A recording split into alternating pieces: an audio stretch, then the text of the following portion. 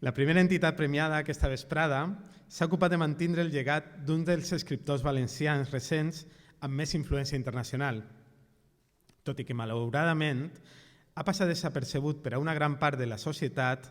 Enguany es compleixen 75 anys del seu naixement.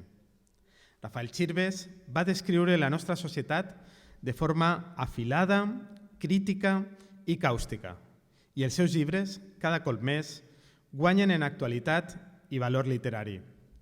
Igualment, la fundació que porta el seu nom s'ocupa de preservar i difondre el gran llegat literari d'aquest escriptor. Recullen el premi a la Fundació Rafael Chirves María José Micó, presidenta de la Fundació, i Manolo Micó, vocal.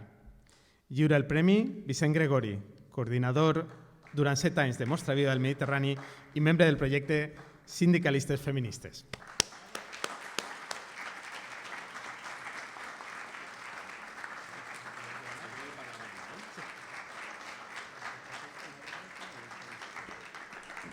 Estem molt agraïts a Mostra Viva que s'hagi recordat de Rafa, del nostre tio.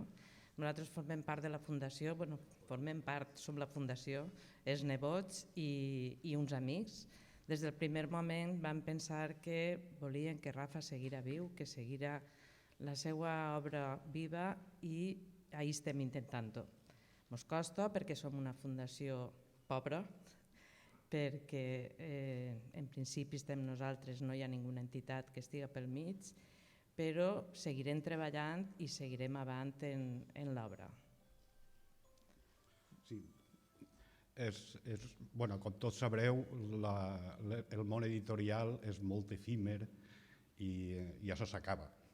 Entonces, hasta ara hem volgut ser la família, els que portarem avant això, però vegem que no tenim més remei que es començar a clavar organismes o a clavar històries, perquè si no és una llàstima, perquè és que ho fem en amor, sabem que això funciona i després ja quan es comencen a entrar entitats i organitzacions i organismes, això canvia de forma, canvia de ser i és altra cosa. De formes molt agraïts a tindre aquest reconeixement perquè és el que ens dona un poc de tirar avant. Gràcies.